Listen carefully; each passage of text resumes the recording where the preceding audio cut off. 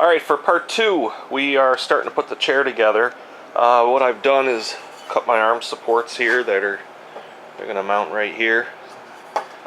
And those are the arms there. I have the back on.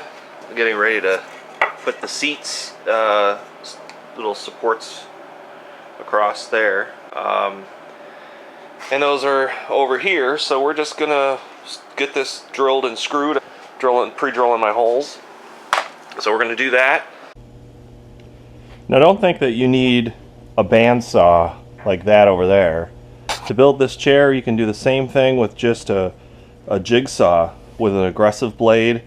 That's all you need. And you can, this is a nice jigsaw, but you can get one for $25, $30 from Grizzly or probably cheaper at Harbor Freight and do the same thing.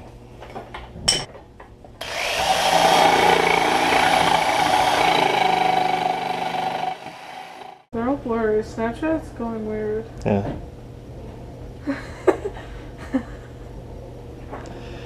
Alright, so we've got both the arms cut, so we're good here. Now we're gonna keep moving on with the project, but the jigsaw does a really nice job.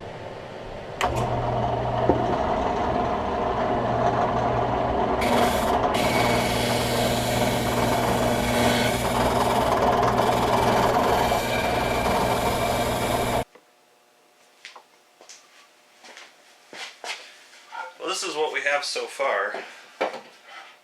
This fit in here like that. Come around the back and I'll put this one on here. That feels about right.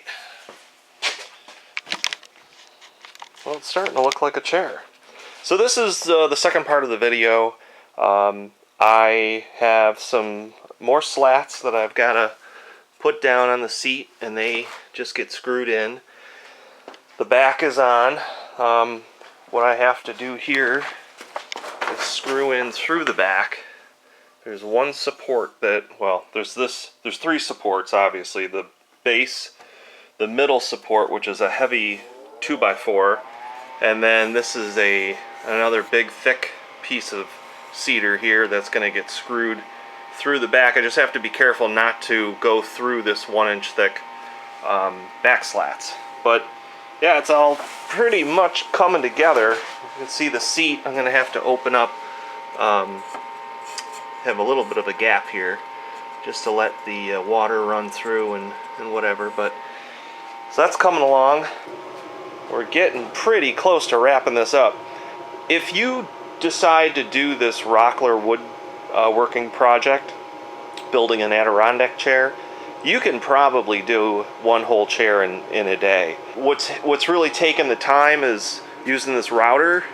I've used the router to round over these edges to make them nice and smooth. But if you don't have a router, that's okay, because you can either use you can use sandpaper, you can use a pad sander or orbital sander and just go right on those edges to take the sharp corners off, or you can use a hand plane.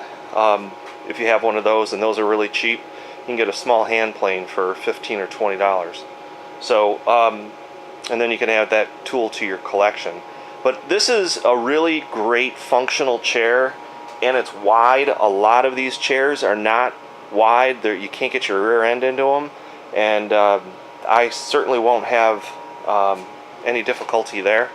And I can, set a cocktail that'll be nice and flat, but yet nice and reclined. So what we're going to do is, in the third part of the video, I'll show the finished product, and then we will figure out our varnish that we're going to use. And I'm going to go with a marine grade varnish because I want UV protectants, and I also want to keep the color of the chair.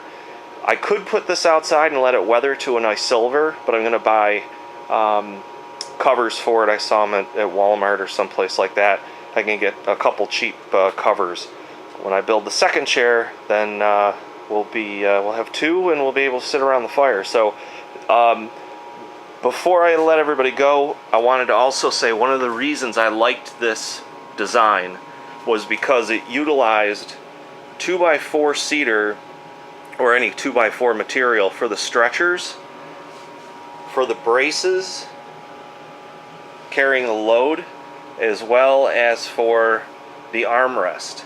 And a lot of these, as well as in the back, and a lot of these chairs, if you go to buy them online, you can easily spend $250 to $350, and they're only using 4/4 inch or 1 inch material here, as well as here, and that's not a good thing. So this chair, the plans overbuild it, and that's what we like to do here. So I think if you decide to do this, you're really going to enjoy this chair, and it's going to last a long time with just a little bit of maintenance. So thank you very much for watching. If you have not subscribed to my channel, please hit that subscribe button. Smash the hell out of that like button for me, and I hope you enjoyed this video, part 2 of building a Adirondack chair, and we will catch you in the next video when we apply the finish. Have a great week, everyone.